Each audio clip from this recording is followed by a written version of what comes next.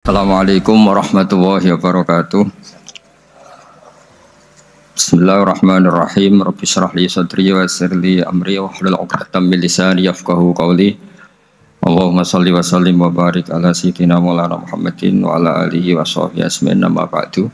Di sini hebatnya lagi-lagi GNU itu. Bohong fasik gendho kayak apa kalau mati saya deh. Tombone menang kabeh, saya dia menang kabeh. Sesuai kayak ini saya nih mun mboten saged maling, mboten saged korupsi. Oh nggih saya ini. Itu satu ilmu yang luar biasa. Meskipun ya tentu agak ngawur. Tapi itu bagus. Secara ilmu bagus karena al-maut adalah rohatun min kulli syarr. Lagi-lagi yang menyelamatkan itu illa aliman au muta'alliman. Proses belajar mengajar. Saya baca banyak tentang halal haram dalam kitab Imam Ghazali itu tak ulang berkali-kali. Saya itu dulu ya gak paham karena kitab paling susah di bab Imam Ghazali itu menurut saya kitabul halal wal haram. Termasuk bagaimana cara ngelola amwalus salatin yang terkenal korup sementara menyumbang kamu sebagai jaizah, sebagai hadiah untuk para kiai atau untuk para guru. Itu perdebatannya ulama itu macam-macam. Ada yang bilang haram karena itu potensi haram atau memang benar-benar haram. Ada yang bilang boleh. Karena kalau yang pakai kamu untuk kebaikan, kali dipakai mereka ruwet. Kebetulan yang partai ini lebih besar Mas Nadif. Ya alhamdulillah. Terus dikiaskan sama ghanimah. Lagi-lagi karena baca, saya itu pernah ditanya seorang dosen di Jogja. Gus, saya ini muslim mulai kecil dan saya peneliti, saya pernah sekolah di mana-mana. Yang ganjil dari saya tentang Islam itu satu, yaitu ghanimah. Kok kayak Islam tuh rampok gitu ya. Perang sudah orang kafir tuh kalah, hartanya diambil gini-gini. Ya ghanimah. Terus saya memberi analogi, kalau ada garong ke kamu, bawa senpi, bawa pedang, terus kamu mengalahkan garong itu, alat-alat itu kamu kembalikan apa kamu sita? Ya saya sita, nanti dipakai garong lagi. Ya kira-kira seperti itu. Kalau dikembalikan ke orang kafir, berarti menjadi kekuatan kekafiran lagi. Dan itu harbi. Dia baru nerima. Lagi-lagi ini barokahnya baca. Makanya saya diminta sama sini, ya saya tentu faktor hormat. Karena bapak saya memang dulu ngaji sama Badullah. Mbah saya itu terkenal wali, yang bapaknya bapak. Itu kalau kesini nyifati Badullah satu. Nur di situ mondok gini itu nggak apa-apa. Pondok elek lah, kiaimu wali. Zaman itu bapak itu di kamar kursi ya masih ada kakinya. Saya dulu sering dijak ke sini sama bapak. Jadi mbah saya itu terkenal wali dulu. Jadi mbah saya itu tirakat terus sampai kapundhut itu poso terus. Kebetulan cucunya agak niru. Saya tidak niru itu karena itu Gus Zaki. Memang disuruh tidak niru. Kata mbah saya kira usah tirakat, wis tak tirakatin. Gitu. Jadi saya bangun juga gitu. Kowe haram tirakat, tak tirakat ya. Saya senang sekali. Tapi tua-tua kok mikir butuh. Nah, terus tirakati butuhku sopo. Jadi mulai jadi kiai betul Mas Nadif, saya ini sudah mulai mikir butuh. Karena saya ini termasuk orang yang kecelok alim yang enggak banyak orang menghormati karena sudah diramal sama mbah-mbah. Di dulu mbah saya Mbah Nur Sam itu kakak saya itu SMP SMA, kakak saya yang kedua juga SMP SMA. Mbah saya itu Mbah Nur Sam itu yang nganterkan bapak ketika mondok sini itu. Yang ikrar karo Badullah wali Mbah Nur Sam, ahli tirakat, ahli puasa. Itu bilang, Nur, anak sing iki aja pondok, aja sekolahno. Sumben sing ngalim ku anak sing iki. Ketika saya habis tamat SD sama mbah saya Tuban, mbah saya Narukan juga di Sabdo begitu. Singkat cerita sama Mondok Sarang. Mondok Sarang pertama langsung dikenal Mbah Mun, wong anak kiai jadi langsung dikenal. Didoni macam-macam terus jadi wong alim juga ada yang ngelem. Biasa aja untuk dengan yang sepuh-sepuh. Ya sebenarnya saya agak kecewa ya, saya inginnya kan dianggap prestasi gitu, ternyata dianggap doanya orang-orang sepuh. Ya, makanya kalau ini kita ya rodok ya syukurlah sama Bang Mutamakin sama semuanya karena tadi kenapa saya harus cerita ini. Quran sendiri mengakui bahwa orang soleh itu diantara aturannya adalah dzurriyyatam ba'duha min ba'd. Meskipun Allah bisa bikin orang soleh dari mana saja, tapi yang legitimit itu memang dzurriyyatam ba'duha min ba'd. Dan kata dzurriyyah itu tasmalu auladal inas, kata Ibnu Hajar al-Asqalani, memasukkan turunan yang dari ibu. Meskipun tentu secara wali nikah atau secara disiplin nasab dari ibu itu tidak ngefek. Tapi dari segi fa'innal irqadassas, bahwa sistem tubuh kita itu tetap ada gen dari seorang apa? Ibu. Sehingga banyak ulama tafsir mengatakan dzurriyyah itu tasmalu auladal inas. Dzurriyyah itu memasukkan turunan dari apa? Ibu. Bapak saya itu nasabnya nasab wali, jadi babahnya itu suka tirakat, suka. Ibu itu nasab kiai. Jadi kalau bapak wiridan itu, kalau istiqomah itu disalahkan sama keluarga ibu. Istiqomah itu salah. Karena ijabu malam yajib, mewajibkan sesuatu yang tidak wajib. Itu masalah secara ilmiah. Mbah Mun itu sering kritik kalau ada pondok wajib puasa, wajib merawat itu sering kritik. Itu secara fikih bahaya. Ijabu malam yajib, mewajibkan sesuatu yang tidak wajib. Dan itu kriminal dalam bab fikih. Betul itu, sama cari di Sulam Taufik, babnya itu ngeri. Ijabu malam yajib itu tidak dihitung minal kabair, dicari sendiri itu di bab Sulam Taufik, tidak perlu saya sebut, itu parah betul malah cara menvonis Abdullah bin Husain bin Thohir di Sulam Taufik. Ijabu malam yajib. Tapi pondok-pondok yang tirakat tidak kurang dalih. Niki boten majibaken, ngelatih. Boten majibaken tapi nopo? Nah, silsilah dari keluarga ibu itu suka ilmu, sehingga Abdullah bin Mas'ud itu tiap hari itu mensweeping orang yang sering duha. Kalau ada orang duha istiqomah itu disweeping, awas harus seminggu sekali, nggak boleh tiap hari. Masa sholat fardu kamu saingi sholat duha, nggak boleh, fardu tersaingi. Itu Abdullah bin Masyhur, sampai cari di Al-Hunyah. Sayyidah Aisyah kalau ada orang duha tiap hari dimarahin. Dan itu secara konstitusi ilmu benar, karena Nabi Qiyamul Lail Ramadan itu hanya 4 hari yang dipandu, lainnya itu enggak. Khasyata ayyufradu alaihim, kalau dalam sahih takut dianggap fardu. Akhirnya istiqomah itu masalah di keluarga saya yang dari ibu. Nah kebetulan kita ini suka ada istiqomah, akhirnya ya seperti ini. Tapi ini ilmu harus kita bicarakan. Tapi yang istiqomah, Bapak itu pengagum Badullah. Bapak itu suka sama istiqomah karena punya guru dulu Ki Zubaidi istiqomah, Badullah istiqomah. Tapi jangan kira Badullah itu hanya istiqomah. Saya punya sanad banyak, mungkin Gus Zaki lebih tahu. Sering saya diceritani Bapak. Badullah itu anak ambek wong fase nemen-nemen itu rapati cocok. Senajan to majib no fase. Tak takoki iki nopo. Engko nek ke fase darane wong awam untuk ganjaran. Mergo macane Quran gak fase. Padahal untuk ganjaran mergo seneng Quran. Jadi, terus tak takoki Bapak, niku saged damel syarat mboten? Ya ora kenek, pokoke ngono. Jadi gue ngekrori. Artinya beliau ndak ingin lah gara-gara kita terlalu pakem tajwid kemudian menganggap siapa saja baca Quran salah kemudian tidak dapat pahala. Bisa saja hamalahum ala ayakra'ul Qur'ana napa mahabbatuhum wa iskuhum wa kada wa kada. Jadi akhirnya saya jadi tahu. Oke, secara makhraj salah, tapi iseknya benar, mahabbahnya benar, brontonya benar. Jadi sebetulnya Badullah itu punya sekian makalah tentang ilmu. Hikam juga gitu. Nur nak cah santri ngaji ihya itu jauh oleh. Saya nak hikam mojo. Maksudnya beliau entah kalau setelah itu Badullah itu melarang siapa saja santri ngaji hikam itu dilarangnya ada kelas tertentu untuk boleh ngaji hikam. Nah kenapa saya cerita ini? Karena saya masih ingat betul di antara wasiatnya Mbah Mun itu. Sebab apa Fatihah kok ihdinas siratal mustaqim, bukan siratoka tapi siratal ladzina an'amta alaihim. Dawe Mbah Mun fa inna Allaha ta'ala la ya'kul wa la yashrab wa la yamkih wa la kadza wa kadza. Allah itu tidak makan, tidak minum, tidak tidur. Sehingga kita tidak bisa niru Allah. Tapi yang makan tidur itu manusia. Sehingga kalau ingin dekat Allah ya niru siratal ladzina, bukan siratoka. Kita cara tidur niru Kanjeng Nabi, niru ulama, cara makan, cara minum, niru Allah deh bisa. Makanya enggak, bukan ihdinas siratal mustaqim siratoka tapi siratal ladzina an'amta. Maka dalam beragama itu butuh master, butuh panutan. Ya tentu Mbah Mun oleh ngendikan pakai lurut orang-orang kuno. Cara Mbah Mun pakai cantolan. Maka saya punya makalah banyak dari Bapak, dari Mbah Mun, dari Mbah Zubair, dari sampai saya itu hafal sanad sampai Rasulullah SAW. Karena yang bisa mengawal ilmu itu sanad.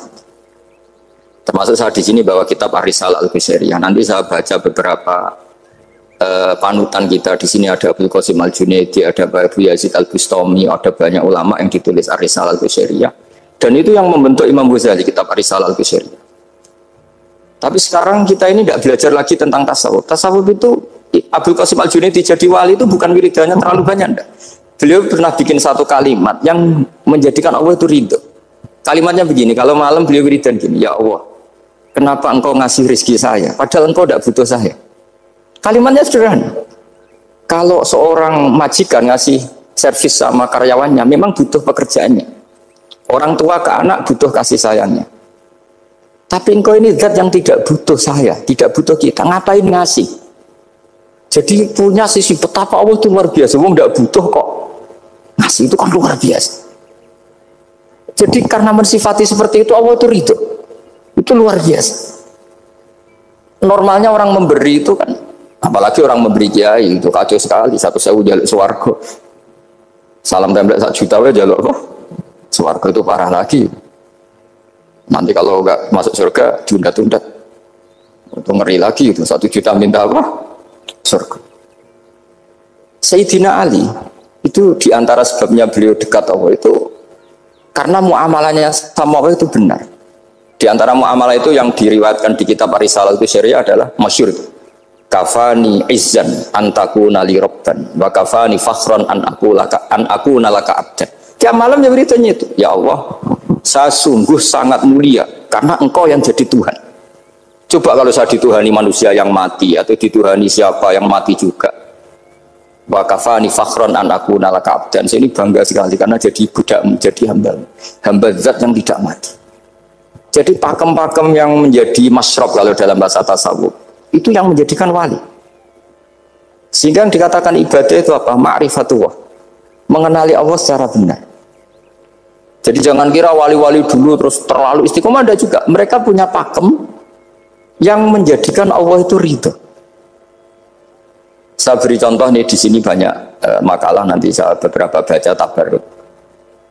Banyak riwayat dari orang-orang sufi. Nabi Ibrahim itu pernah ketemu orang Majusi. Beliau terkenal sakhok, terkenal sakhiyat. Ketika ketemu orang Majusi, ya Ibrahim, saya ini sehari saja ngasih makan saya. Kamu kan tukang ngasih makan orang. Terus, ya tapi bisyarti antus lima, kamu harus Islam. Fakihnya Nabi Ibrahim adalah kalau saya menolong dia berarti nolong orang kafir. Setelah orang itu lewat berlalu karena Nabi Ibrahim nggak mau hormat, Allah memberi wahyu ke Nabi Ibrahim. Kenapa ya Ibrahim tidak kamu terima 1 hari, kamu kasih makan 1 hari? Ya karena dia Majusi. Kata Allah, dia umurnya berapa? 60 tahun. Tanyakan, pernah kelaparan kan hanya hari ini? Iya ya Allah. 60 tahun dia kafir tak kasih makan. Minta kamu sehari aja kok nggak boleh. Akhirnya Nabi Ibrahim dipanggil orang Majusi, dikejar dipanggil. Ayo tak kasih makan 1 hari. Kok kamu sekarang jadi baik? Habis ditegur Tuhan. Terus kata, ahakada yu'amiluni. Apa seperti itu Tuhanmu mengu'alamalai saya? Ya na'am. Akhirnya Islam orang Majusi. Jadi itu lagi-lagi ilmu. Jadi yang dikatakan ilmu itu satu teori atau kalimat atau apa saja yang menjadikan kita ini pakem. Meskipun pakem itu kadang sulit diterima orang-orang khusyuk. Orang khusyuk itu ya nyun sewu ada sisi nakalnya. Makanya Mbah Mun sering gaya jargon masyhur. Zada khusyuan, zada jalan, tambah khusyuk tambah bodoh. Bukan bodoh dengan makna salah itu enggak. Memang kadang terus anti ilmu. Misalnya gini, ini contoh yang karena saya ini mengkhidmati ilmu, saya beri contoh yang urusan ilmu. Ada orang sujud diinjak orang fasik, kepalanya diinjak orang fasik. Terus si orang yang sujud tadi ini ada di Sahih Muslim, juga ada di Ihya. Wallahi la yaghfirullahu laka, pakai sumpah, wallahi la yaghfirullahu laka. Allah langsung mewahyukan ke Nabi fi hadzal zaman, fi tilka zaman atau fi dzalika zaman. Man dzalladzi yata'alla alayya alla aghfira li fulan qad ghafartu lahu wa ahbattu amalak. Katakan ke orang itu, siapa yang mencatut nama saya yang hanya berstatus tidak memaafkan. Itu enggak fair. Saya ini Tuhan kok bisa yaghfir, bisa yu'adzib. Kok sifat saya tinggal 1 yu'adzib, itu gimana? Dicatut separuh itu Allah tidak terima. Tapi kalau kita baca Quran, saya ini sama orang fasik ya benci. Saya ini orang soleh, setidaknya pura-pura soleh lah. Karena di depan para kiai. Tapi mau tidak mau, ketika Allah mensifati dirinya tentang orang munafik gimana? Wa yu'adzibal munafiqina in sya'a au jatuh. Itu cocok tidak cocok, potensi memberi tobat itu ada. Meskipun sama kalau orang munafik, tapi ya tetap bacanya wa yu'adzibal munafiqina ya in sya'a au jatuh. Rasulullah kayak apa bencinya dengan Wahsy karena qatilu Hamzah. Tapi Nabi tunduk sama konstitusi Quran. Laisa laka minal amri syai'un aw yatuba alaihim aw yu'adzibah. Akhirnya Allah malah memberi tobat sama qatilu Hamzah, yaitu Wahsy. Ini pentingnya baca lagi. Kalau kita tidak baca, hanya khusyuk saja, tidak baca, pasti sama orang yang menginjak orang sujud tadi, yang injak pasti salah, nggak dimaafkan. Bongso pasti. Pertanyaannya adalah, betulkah Allah punya sifat 1, yaitu yu'adzib? Makanya kalau kita baca misalnya baca Quran walillahi mulkus samawati wal ardh ya sudah ya firu lima yasa wa yu'adzibu mayas. Kalau nuruti rasa kita ya inginnya ke kita ya fir ke orang lain yu'adzib. Tapi Tuhan kan nggak terima. Saya ini Tuhan kok didikte makhluk saya ini gimana? Nggak bisa. Sehingga ya ini lagi-lagi ilmu, lagi-lagi ilmu. Makanya saya cocok nggak cocok itu suka baca.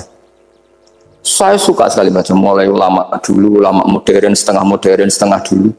Mulai ulama yang kedunian sampai setengah kedunian. Suka. Saya dulu tuh gak suka uang. Karena saya memang tadi mbah-mbah saya dari bapak itu wali mas tadi. Kalau tadi Mas Nadif jujur, mulai Mbah Soleh itu suka bully mertuanya. Jadi saya alhamdulillah dia jujur. Jadi Mbah Soleh itu menantunya Raden Asnawi. Itu ya bully-bulian sama ini terus ditiru beliau ini. Itu gak suka sebenarnya. Saya itu ya pokoknya tadi kalau orang daftar wali itu kan gak suka sama. Karena mereka nangis ketika Allah menghentikan wa aqridu atau ayat-ayat anfiku atau orang baik disifati wa aqridu wa qardan hasan. Itu hadal khitab li ahlil jiddi wasarwah. Ini khitab untuk orang kaya. Kulo isen Gusti jenengan nampen ngongkon infak kok kulo diinfaki. Jenengan nampen ngongkon ngamal kok kulo di ngamali. Jadi maka yuhibbunal mal, mereka tidak suka harta. Walakin diana luladzatal khitab bil infak, dan itu harus kaya dulu untuk bisa infak. Jadi itu uniknya, akhirnya saya Imam Sa'roni penting juga kaya. Jadi wali untuk suka harta itu nunggu diperintahkan Allah. Alhamdulillah kita tidak, sudah wali dulu karena sudah senang harta wali. Jadi kayaknya keren kita di bang wali-wali itu. Artinya wali itu tahu pentingnya harta setelah jadi wali. Kita alhamdulillah mulai kecil sudah tahu pentingnya harta. Kayaknya kita lebih wali. Imam Syafi'i itu dulu gak suka sama orang kaya. Saya berkali-kali ceritain. Karena dia dididik Sufyan As-Tsauri, Sufyan bin Uyainah. Tapi ketika ketemu Imam Malik itu kaya raya. Meskipun dia hidupnya sederhana, tapi kaya raya. Pas beliau mau Imam Syafi'i dia agak-agak sopan kalau sekarang tanya. Setelah jenengan ilmu yang saya harus ambil siapa?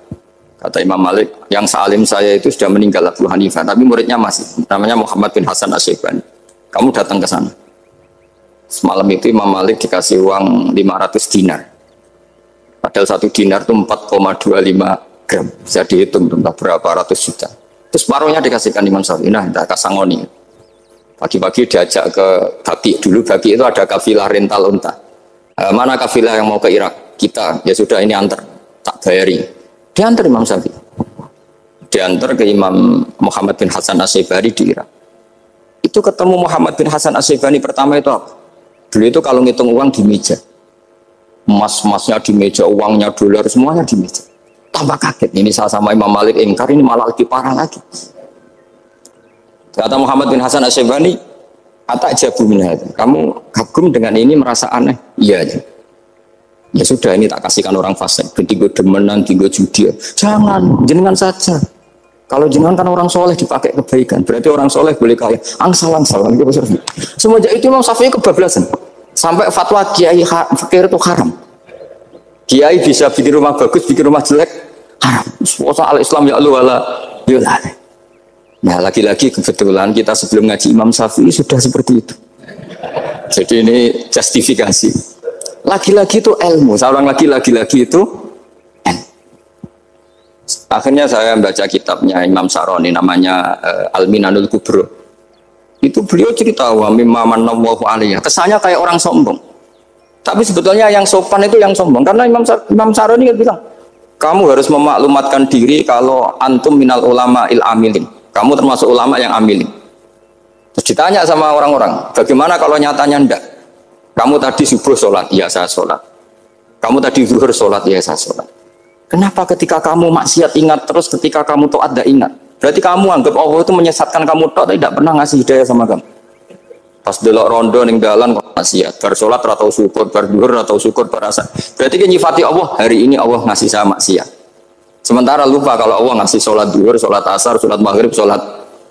Oh sudah di situ Al-Minanul Kubro, orang itu soleh semua. Nah saya itu termasuk orang yang didikte oleh kitab, terbentuk oleh kitab Al-Minanul Kubro. Jadi di situ hidup itu enak semua. Makanya saya itu masih ingat dialeknya dua orang alim. Nggak berusaha sebut, ini agak sensitif karena ceritanya itu Ada anaknya kiai mau nyalek. Karena dia anaknya kiai tanya, Mbah, dalilnya nopo nanti yang kepengen jadi jabatan, mencari jabatan besar. Kalau yang jawab tak sebut gak apa-apa namanya. Jawabnya Mbah Mun, oleh gak apa-apa. Nabi Yusuf ya boleh jabatan. Terus beliau baca qalat alni ala khuzainil ardi ini khafifun alim. Nabi Yusuf ya boleh jabatan ya. Didebat sama orang alim. Itu Nabi Yusuf, syariatnya itu mansukhoh di syariati Rasulullah Muhammad SAW. Setelah tamunya pulang, Mbah Mun dibantah gitu. Dari Mbah Mun gini bilang, anut kiai oleh pemenang anut Nabi. Sama singkat kalimat itu. Anut kiai oleh pemenang anut. Artinya Nabi Yusuf kan minta jabatan ij'alni ala khuzainil ard. Jadi akhirnya semenjak itu fikih ilmu tadi saya ulang lagi. Akhirnya saya cari, termasuk saya disuruh bangun. Saya golekno dalile nak wong soleh oleh jabat. Katanya wong dalil kok diorder saya sempat. Ternyata saya cari-cari ya tadi am yahsudunan nasa alama atahum wa min fadlih faqad ataina ala Ibrahim alkitab wal hikmata wa atainahum mulkan azim. Keluarga Nabi Ibrahim di antara sifat yang disebutkan Allah adalah dikasih mulkan azim. Sebab itu akhirnya kiai Indonesia itu mazhabnya Safiyah semua. Politik ya kerso, jabat ya kerso, proposal ya kerso. Saya ini, maksud saya ini yang menyelamatkan ilmu. Kalau orang khusyuk pasti gedeng. Kiai kok kirim proposal, kiai kok para pejabat. Tapi orang ilmu setuju. Nah saya nggak tahu setujunya itu bawaan ilmu apa bawaan nafsu tadi itu yang mulai saya data. Nah kalau saya kan bawaan ilmu saya baca. Itu bedanya saya dengan Mas Nadif jadi bawaan baca. Karena kemarin saya dibully habis-habisan di Kudus. Saya tidak punya kesempatan bicara di menantunya Neng Mu'ah. Wah ini kurang ajar betul orang ini kata saya. Tapi saya nyari sisi positifnya. Kalau saya dibully kan saya madlum. Orang madlum gampang jadi wali. Yang dia bully berarti zalim ya sudah berarti wali saya. Gitu. Nah supaya dia juga wali sekarang tak bully supaya impas gitu. Jadi ini nolong beliau. Jadi saya 22 hari itu kalau habis subuh ke rumah sakit, tapi kalau asar pulang ngajar, ya begitu terus. Karena mbah-mbah saya itu sukanya ilmu, Masya Allah. Karena ilmu itu penting. Apapun pakemnya para wali itu kalau diingatkan secara ilmu itu terus kayak runtuh. Saya berkali-kali mencontohkan. Dan itu valid, data itu valid. Sufyan bin Uyainah itu orangnya khusyuknya Masya Allah, gurunya Imam Syafi'i, gurunya Imam Malik. Itu beliau menceritakan dalam kitab Khilyatul Auliya. Nabi Isa itu senangannya itu ceria sekali. Nabi Yahya itu senangannya bersenut, abusan, suka kayak takut akhirat, takut penyakit. Tapi bukan takut corona, enggak yang jelas. Saya akhir-akhir ini fatwa, sekarang jangan baca Uwais Al-Qarani, tapi Al-Qarni. Meskipun saya tahu ada yang baca Qarani di kitab-kitab, ada yang baca Qarni. Tapi sekarang wajib dibaca Al-Qarni sementara. Sekali dibaca Al-Qarani itu nisbatun ilah. Iya, jadi makanya ini untuk sementara dibaca, ngikuti yang baca Uwais Al-Qarni. Meskipun di sarah-sarah apa di Fathir Ra' wakila bi sukun sudahlah sekarang harus ijma dulu Al-Qarni ya, karena kalau Al-Qarani itu akhirnya Nabi Isa ditegur sama Nabi Yahya. Mali aroka dohikan ka'annaka ta'manu min makrillah. Saya melihat kamu kok suka tertawa, seakan-akan kamu merasa aman tidak kena azabnya Allah. Nabi Isa akhirnya balas tanya, Mali aroka abisan ka'annaka tai'asu min rahmatillah taknatu min rahmatillah. Kowe mbesenggut wae kaya dunia orang rahmat, anane corona tok. Padahal ya ono mangan, ono guyon, ono nikmat. Dan itu figur besar, akhirnya kita tahu. Dan saya sering cerita juga, setiap dakwah itu Nabi Isa nyari syirarun nas, Nabi Yahya cari khiyarun nas.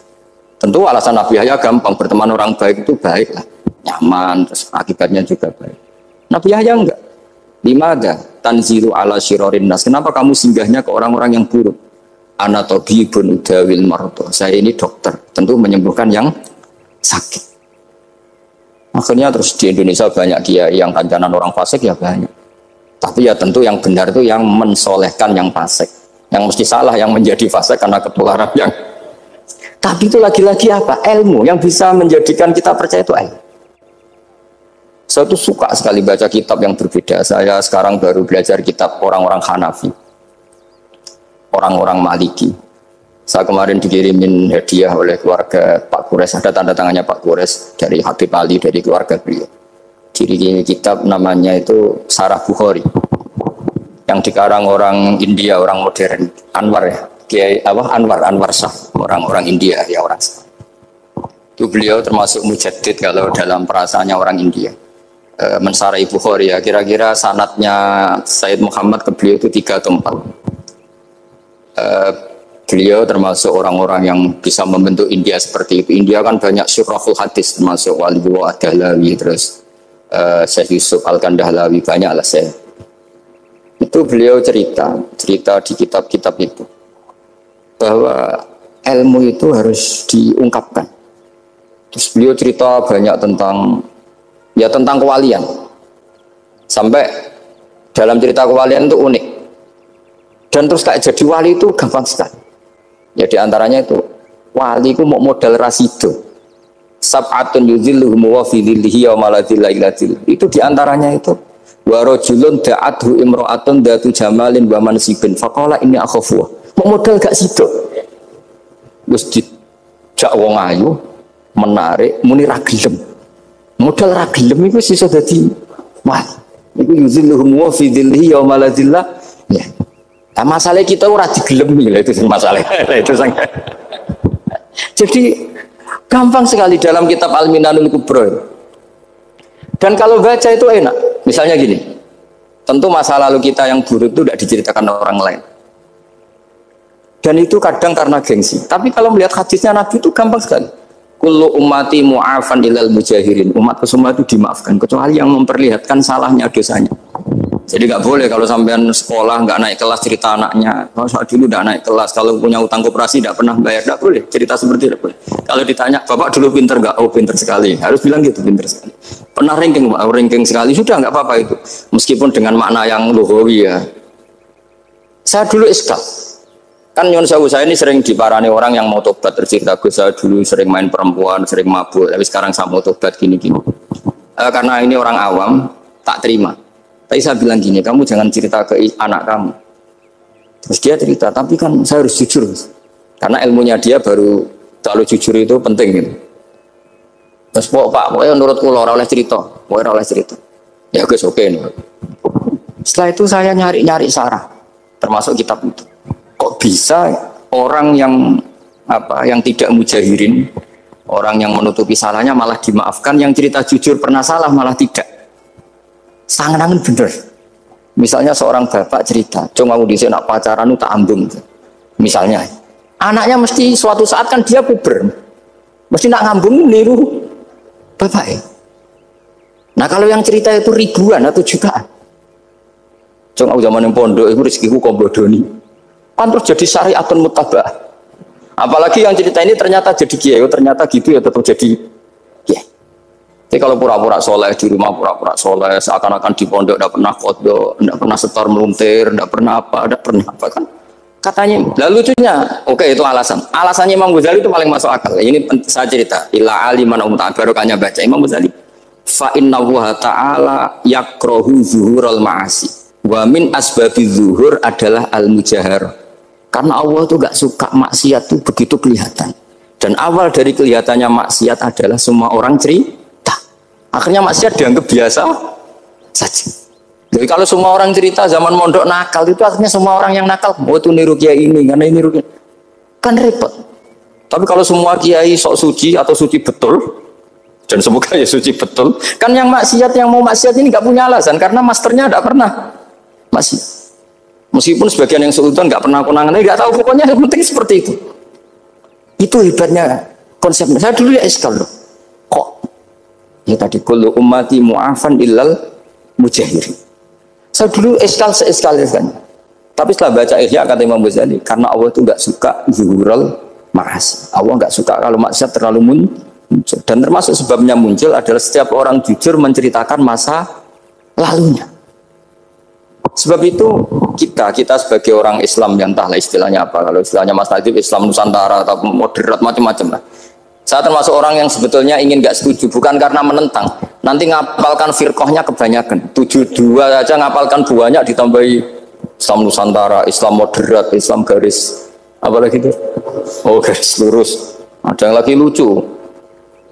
Ya macam.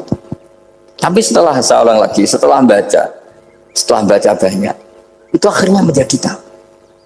Karena apa ya, fitrah salimah kita. Misalnya gini, ada cerita di kitab-kitab. Nabi Musa pernah istisqa nggak mandi, kan nggak terima, dia seorang nabi kok istisqa nggak mandi. Saya ini kali muka ya Allah, kenapa doa saya nggak mandi? Terus kata Nabi, kata Allah, inna fihim namaman, di antara yang berdoa sama kamu yang istighosa kubro itu ada yang namaman, tukang ngadu itu. Nabi Musa ngajarin Tuhan, ya Allah kan gampang, kasih tahu dia siapa tak usir supaya tidak ikut istighosa, kan selesai. Terus dari pengiran lucu, saya ini Tuhan, anha anin namimah, saya ini Tuhan yang mengharamkan namimah, maka saya tidak akan namam. Anha anin namimah wa akunu namaman, saya ini mengharamkan hadu-hadu kok terus dudono sing kan, ya sudah Gusti kalau gitu. Lalu solusinya gimana ini? Nanti solusinya gimana Tuhan? Ya sudah kamu nyari hamba saya yang namanya ini. Cari sama Nabi Musa. Ketemu orang namanya hitam. Makanya saya sama Mas Latif itu sungkan karena di antara wali itu ada yang hitam. Oh hitam terus nggak apa-apa ini biar impas, biar saya sampean bisa jadi wali karena mazlum. Itu ketemu. Setelah ketemu sama-sama nur. Anta barh, ya saya barh. Terus anta Musa, ya saya Musa. Kenapa kamu tahu? Dikasih tahu Allah. Ini karena sama satu nabi, satu wali. Terus saya ini mau istisqa gak mandi, tapi sama Allah disuruh minta doa sama kamu. Itu doanya tuh ngawur sekali, bukan sekedar ngawur sekali. Ya Allah, apa engkau sudah tidak punya stok air sehingga tidak ada hujan? Gitu.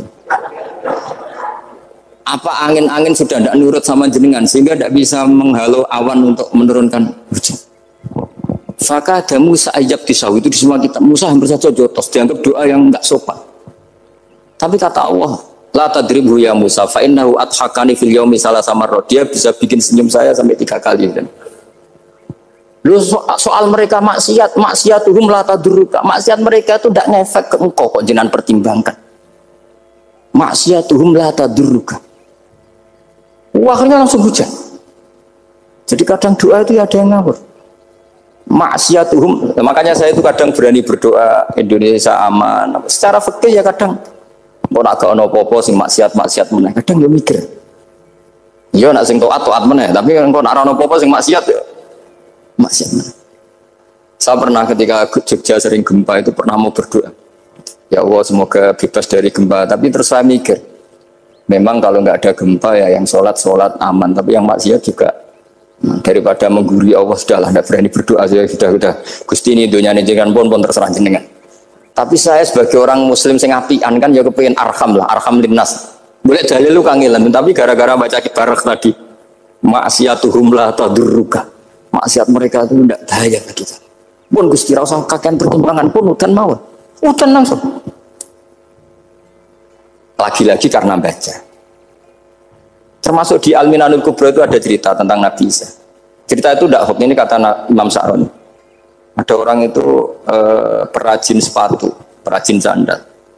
Ya Allah, engkau itu bilang butuh sandal ukuran berapa, nanti tak bikinkan. Engkau bilang kendaraan kamu apa, nanti saya fasilitasi ada ini. Pakaiannya kalau dames. Apa, pokoknya saya ingin khidmah sama jenengan. Terus, Nabi Isa yang terkenal baik itu, ya faham mabibat sih, hampir saja dibukut. Kata Allah, jangan Isa. Dia muji saya sesuai yang dia ketahui. Lagi-lagi baca. Jadi tidak bisa kita mengadili orang lain, ini kalimat ini tasbih wa bil khalqi, itu tidak bisa, tidak segampang itu. Kecuali yang ngomong orang-orang Mu'tazilah atau orang-orang Khawarij, mungkin kita lawan karena berdasar ilmu. Kena lugu rusak. Karena orang lugu itu gimana ya? Seperti Ahmad ditanya, kamu mukminah? Terus dites sama Nabi, aina Allah fa asyarat ila sama, Allah di langit. Coba kalau kamu tauhidkan Allah la yakhullu fi makanin, berarti kan masalah itu karena Allah laisa kamislihi. Saya juga pernah diprotes kiai, kenapa ada istilah senyum, istilah susah, padahal Allah nggak pernah susah. Tak tanya gitu, saya kan sering bilang Allah susah, Allah apa, Gus kok gitu, padahal Allah kan tidak pernah. Tak tanya, kamu hafal Quran? Tidak. Ya sudah, Baca aja ayat falamma asafunan taqamna minhu. Itu doire asafa itu kan asifa ya safu asafan. Diikutkan wazan afala berarti asafa yusifu. Berarti kayak dengan ata lah. Ya ata yati itianan, kalau ingin wazan afala kan ata yuti ita, sama dengan falamma asafu mongko sumangsani gawe susah sapa Firaun wa kaumu. Nah ingsun Firaun mari ribet, mari aku susah. Aku pengiran jadi tandingi. Intakomna minkum kata aku. Akhirnya dia itu bilang, jebule ning Quran yo istilah Allah susah. Ya sembol aku iki aku hafal Quran dadi spontan bahasaku mbok salah mbok ora iki ana kembarane Quran. Sampean masih khusyuk ngorapal Quran akhirnya yo ngene iki kata saya. Akhirnya jebule ilmu itu penting, wis suwe nah ilmu itu penting kata saya. Jadi ini lagi-lagi illa aliman au mutal. Jadi saya tuh dapat barokahnya ilmu. Saya sebagai manusia ya takut mati. Tapi tadi kalau kadang-kadang melihat mati itu rohah min kulli syarrin. Kita ini meskipun nyun sewu sekarang tidak zina, tidak korupsi, potensi itu tetap ada. Dan yang bisa mengakhiri potensi itu apa coba? Al-maut. Sehingga Nabi mengajarkan kita itu gampang sekali dalam beragama. Ij'alil hayata ziyadatan li fi kulli khairin wal mauta rohatan li min kulli syarr. Lagi-lagi ilmu yang menyelamatkan kita itu ilmu. Sehingga Umar bin Abdul Aziz ketika mau meninggal, semua keluarganya nangis. Dia tanya, kenapa kamu menangis? Karena engkau mau meninggal. Memangnya setelah saya meninggal mau kemana? Ila Rabbin Karim, ila Rabbin Rahim. Jadi sekali itu untuk melihat. Nah, tapi kalau kita tidak baca, seakan-akan Allah mati ngeri nak mlebu neraka piye. Seakan-akan di alam sana hanya ada neraka. Padahal anak indadzoni abdi. Daripada nganggep neraka masalah, eling pangeran ini. Lagi-lagi baca. La yamutan ahadukum illa wa yuhsinudzanna billah. Jangan sampai seseorang mati kecuali dalam keadaan husnudzan sama. Saya itu masih ingat kejadian pas Bapak gerah itu tak antar ke Karyadi di Semarang. Itu mau kapundhut itu cek guyon. Jong ape mati mbok gawe ning hotel karena di pavilion. Sebelum mau kapundhut cek dungo khataman Quran, baca sabtahat khataman. Terus tak khataman Quran, terus rasa nangis, aku husnul khotimah, terus aku udah kok enak maksudnya, santai maksudnya enggak, ya relax aja. Seperti Mbah Mun itu dulu, saya tuh ya aku bela wafati sering ketemu, ya ada hanya saya tentu banyak orang sering ketemu beliau. Jawab Mbah Mun, Jung, aku nak mati Selasa berarti aku wong alim, nak mati Jumat berarti aku wali, kok penak kabeh. Saya sebenarnya ingin tanya, nak setu Mbah tahat nih, tapi kok potongannya orang pantas itu. Ketika beliau nyatanya kapundhut Selasa, berarti senang status alim. Artinya orang-orang dulu itu, Imam Ghazali lebih parah lagi. Ya saya yakin ya semua orang Islam mati itu baik. Imam Ghazali lebih parah lagi. Itu beliau kapundhut, itu orang yang perjalanannya 3 hari itu sudah datang semua. Sore beliau beli kafan. Terus beliau bilang ke adiknya, saya nanti kalau mati yang imami orang ini. Jangan makamkan saya sebelum diimami orang ini. Dulu udah ada WA-nya Mas Nabi, udah ada grupnya. Itu ketika beliau sudah beli kafan habis sholat subuh, alayya bil kafni, kafan saya bawa sini. Dikasihkan sama adiknya. Ya Allah, ar-ridho bil intiqal ilal malakil. Jadi saya sudah ridho kalau ketemu engkau. Terus kapundhut. Adiknya bingung karena orang yang ditunjuk itu harus 3 hari perjalanan. Ternyata datang semua terus. Kok kenapa engkau datang? Ghazali wis tanda aku ini 3 dina yang lalu. Jadi aku langsung perjalanan. Pamit saja. Lalu kubu sebelah ini cerita Mas Nadi yang tukang tukaran sama kubu sebelah itu Mas Nadi. Kalau saya ini orang baik gak suka tukaran berarti masih orang baik. Yang aku orang baik itu penting cara kita Al-Minanul Kubra, karena kalau ngaku orang elek berarti kenangannya Allah sama kamu itu bikin elek, tidak bikin baik. Itu cara pikiran Imam Sa'roni dalam Al-Minanul Kubra. Kamu kan boleh mengatakan saya habis makan, habis minum, artinya apa? Kamu habis dapat nikmat. Kamu harusnya juga bilang saya habis ngamalkan ilmu, saya habis dapat hidayat. Wong tadi kamu ya sholat subuh, kamu ya baca Quran. Susah opo sing ngakoni tawabik dari Imam Sa'roni gitu. Senengane kok kalau mau bermaksiat berdelok wong wedok. Memangnya Allah mau amalah mbek kowe mau elek tok atau mau amalah apik? Ini rada provokator, tapi ini cerita ilmu, Makanya saya kenapa tetap hormat Mas Adib, karena provokator meskipun itu asli, nggak karena baca. Kalau ini asli memang suka sombong memang asli. Tapi apapun itu kan tahu yang Mesir. Jangan-jangan bacanya itu. Saya baca kitabnya, dia ke makomnya Imam Saroni kan orang pernah ziarah. Nah, makanya potensinya seperti itu. Jadi saya terus dulu saya itu nih Gus ya, bapak itu Islam. Bapak itu seneng kancanan wong mlete timbang wong sopan. Saya dulu ya Islam. Bapak kancanan wong mlete itu. Suatu saat bapak wafat, si pendereknya bapak yang mlete ini tak kancan. Marah tuh orangnya. Marah. Mlete. Angen-angen bener wong mlete. Jadi kalau tak tanya, mau sarapan Mbah wongnya sepuh. Oh wis lho Gus, esuk-esuk wis kudu sarapan wajib. Wis rokok wis. Ternyata dia lebih gampang ngitung nikmat. Kok gak kerja kan? Nah, aku nang masjid di 10.000 kon ngino wong kerja ora usah di 10.000 wis rojo iso mangan iso ngombe. Lha opo ngamul wong liya? Kan kok bener sesuai. Sementara sing sopan kurang ajar. Mbah mun mangan. Terus ngenteni kerja angel kabeh mboten panen men ngenes. Kaya Allah ora tau man. Tak akhirnya Bang. Oh, mungkin karena ini Bapak. Jadi akhirnya sesuai ora pati. Kancanan wong sopan-sopan. Akhirnya kancanan Mas Nadif kan gitu cerita. Ternyata orang sopan ya kaca juga mau eling sisi panen akeh tak tahu Mbah panen kada mboten Gus namung niki pokoke meluh terus. Jadi makanya ini kan apa-apa kalau berlebihan itu. Seperti saya pernah ditanya, kalau orang Jawa Timur itu hormatnya sama kiai, kalau sama orang biasa itu kurang hormat. Kalau orang Solo itu sopan-sopan, tapi ya sama-sama ada masalah. Kalau ada kultur semuanya sopan, nanti ya hum yukrimuna aliman wa fasikon wa solihan wa tolihan. Sopan yang berlebihan akhirnya sampai pernah ada seorang kiai latihan. Ini kisah nyata. Itu teman saya. Ketemu orang Solo dihormati. Sempat GR, barokahnya ilmu saya dihormati orang.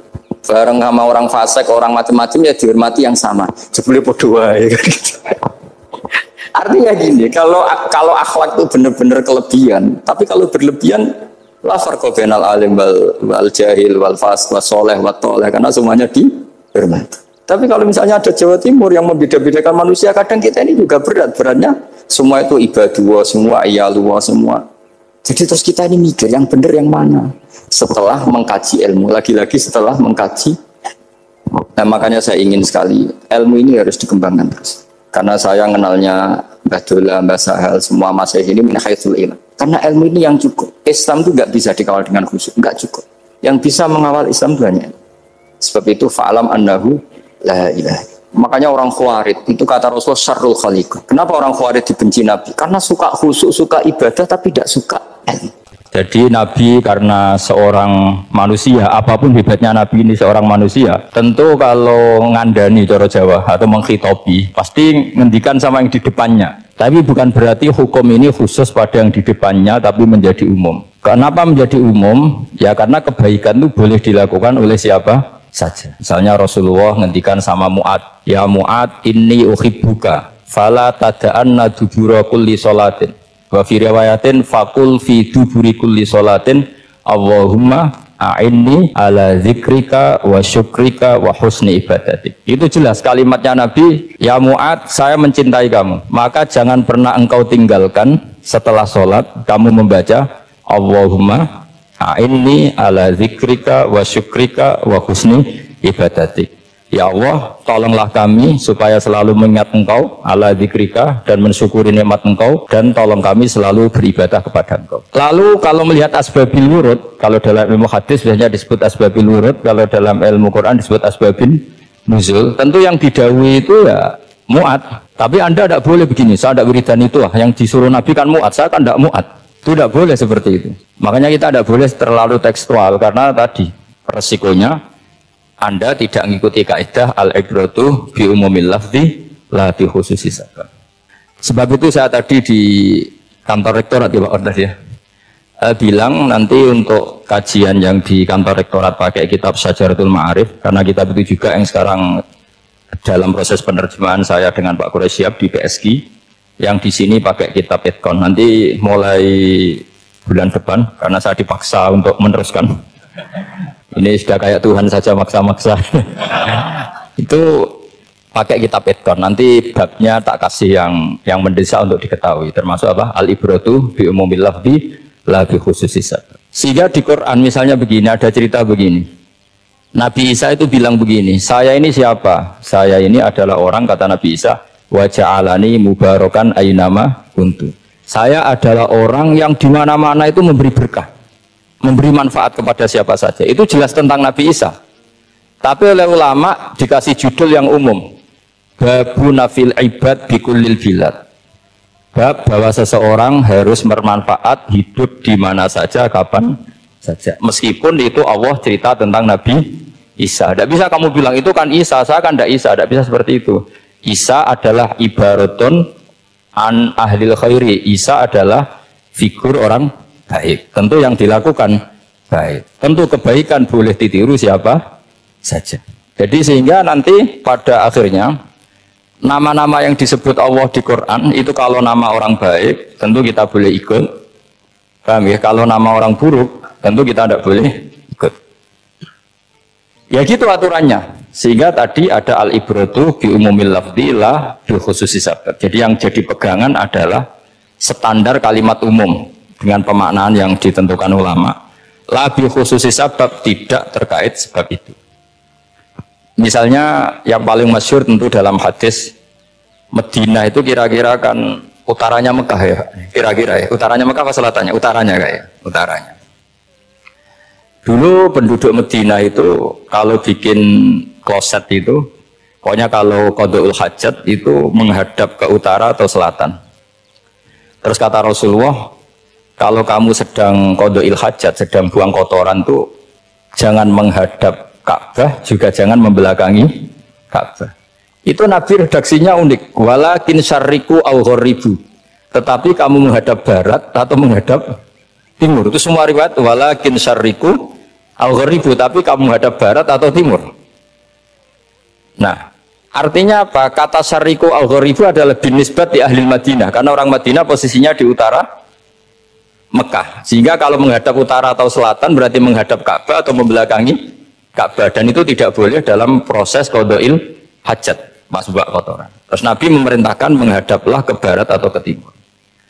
Nah, al-ibratu bu'mil lafzi la bi khususi sabab juga direvisi oleh ulama begini, kecuali sebab itu ada ilat. Maka kalau demikian yang dimenangkan ilatnya bukan teknya. Saya ulang lagi, yang dimenangkan ilatnya bukan teknya. Kayak tadi di hadis itu kan Nabi ngendikan apa? Tetapi menghadaplah barat atau menghadap ke timur. Tentu orang Indonesia malah kalau itu kebalikannya. Orang Indonesia kalau ke barat atau ke timur kan malah menghadap Ka'bah atau membelakangi. Di sini pentingnya ijtihad. Dan ijtihad ini lazim, bukan harus Imam Syafi'i atau Imam Malik. Semua orang normal pasti tahu proporsi kalimat tadi. Karena ada aturan al-hukmu yaduru ma'ilatihi wujudan wa adam. Itu seterusnya. Ini penting saya utarakan. Sehingga ketika Rasulullah sedekah dengan dinar dikasihkan fakir miskin atau dirham dikasihkan fakir miskin, pikirannya ulama adalah sedekah dengan mata uang yang berlaku saat itu.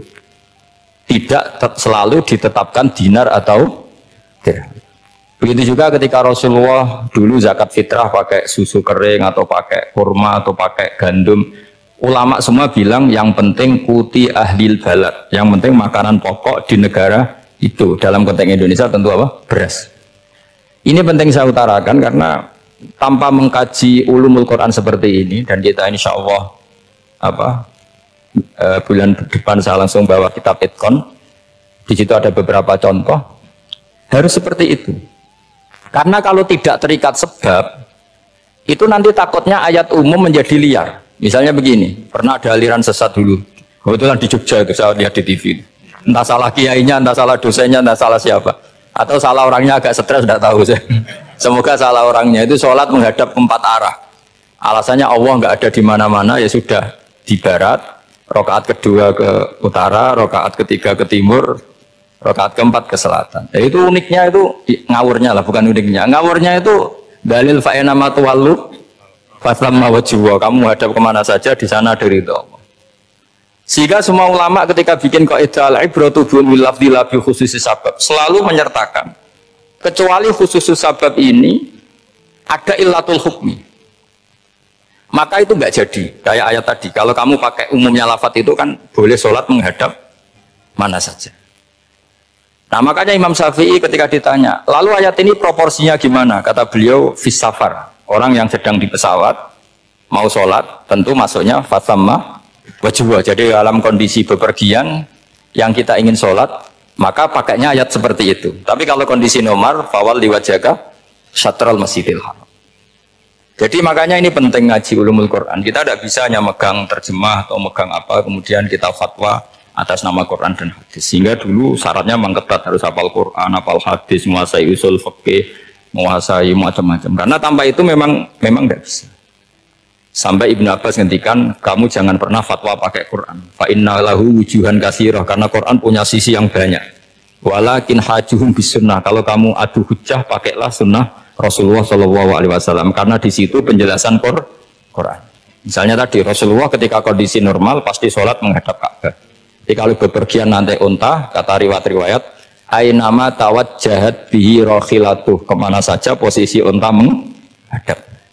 Ada ulama berpendapat itu khusus sholat sunat. Kalau sholat fardu dalam kondisi ada punya mobil harus berhenti. Ini mazhab Syafi'i. Jika misalnya saya, Pak Harsoyo, Pak On bawa kijang mobilnya sendiri, kalau sholat fardu jangan mentang-mentang pakai kendaraan terus menghadap sekenanya. Kalau mau ke Banyuwangi berarti menghadap ke timur. Nah, itu yang boleh hanya sholat sunat. Kalau sholat fardu harus berhenti. Karena kijang ini dalam kendali Anda. Kecuali dalam surah yang kendaraannya tidak dalam kendali Anda. Misalnya kita naik pesawat. Jadi harus dibedakan. Jangan mentang-mentang Nabi sholat di unta kemana saja menghadap. Tapi konteksnya kan unta ini, cara berpikir unta ini dalam kendali Nabi. Tapi kalau pesawat kan tidak. Jelas ya? Jadi makanya ini pentingnya proporsional. Jadi kalau kita naik kijang misalnya mau ke Banyuwangi, kalau waktu duhur ingin sholat ya harus berhenti. Karena yang ainama tawajjahat bihi rokhilatuh, kemana saja kendaraan membawa kita, itu dalam konteks sholat apa? Sunnah. Jadi ini pentingnya ulama. Ini yang dikatakan al-ulama warasatul anbiya. Karena sanad ini musalsal terurut sampai Rasulullah SAW. Terus ada lagi ayat umum yang akhirnya jadi judul umum. Misalnya begini. Kita tahu cerita Nabi Khidir, di antara ceritanya ada satu kampung itu pelit. Makanya orang pelit itu wajib didendami. Karena Nabi pun itu baik-baiknya orang. Kalau sama orang pelit tetap dendam. Karena buruk-buruknya orang itu orang pelit. Tahu kan alamatnya orang pelit? Qoribun minan nar, ya dekat-dekat neraka itu kata-kata. Kalau al-bakhil qoribun minan nar, baitun minal jannah. Jadi kalau sama tanya alamatnya ya dekat-dekat neraka. Singkat cerita Nabi Musa dan Nabi Khidir itu kecapean sekali masuk satu kampung. Karena saking kecapean lapar, minta kampung itu menyediakan makanan. Istatama itu mereka minta makan saking laparnya, saking karena di perjalanan yang melelahkan. Istat ama ahla fa'abau ayyudayifuhuma. Tapi kampung situ kampung pelit. Jika semuanya tidak mau yang ngasih apa? Makan. Tapi pas mau keluar dari kampung, ada tembok, ada kayak prasasti itu, yang mau roboh. Yang mau apa? Roboh. Terus sama Nabi Khidir, tembok yang mau roboh ini ditata. Ditata jadi baik lagi. Nabi Musa kata Nabi Musa, kok kurang pegawaian mau medit. Pakai ribu usi, jadi makanya dendam sama orang Medinnya agak sunat. Karena Nabi Musa juga marah sama Nabi Khidir. Orang kayak kampung kayak begitu pelit kok temboknya apa rusak kamu benahin gitu. Terus Nabi Khidir menjawab, wa amal jidaru fakana luhulamaini yatimaini fil madinati wa kana tahtahu kanzul lahuma wa kana abuhuma sholiha. Begini loh, tembok ini adalah penyimpan harta. Penyimpan harta untuk anak yatim. Bapaknya dulu itu soleh. Artinya terus dibabkan oleh ulama, babu ikrami sibyanil mu'minin. Bab kita memuliakan anak-anak orang soleh. Sehingga dalam adat kita menghormati Habib, menghormati Gus, menghormati anak pahlawan, menghormati orang-orang yang dulu berjuang kepada untuk Indonesia. Karena di antara yang dipertimbangkan Nabi Khidir adalah wakana abuhuma sholihah. Tentu kita menghormati putra-putri yang dulu mendirikan UII, macam-macam. Ya tentu proporsional, tapi tetap saja dapat poin dulu atas nama putra pahlawan, putra orang-orang soleh. Karena Nabi Khidir ketika mempertimbangkan itu, alasannya wakana abuhuma sholihah. Faroda rabbuka yablughu asyiddahuma wastakhrijakan zahuma.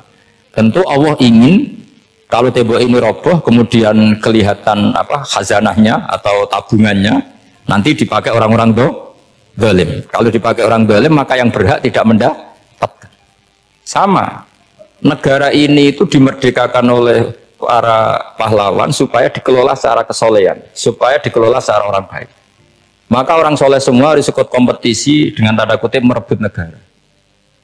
Karena apa? Tapi tentu tidak perlu chaos, tidak perlu anarkis, karena tentu kemerdekaan ini dibela-belain supaya kita jadi baldatun thayyibatu wa rabbun ghafur.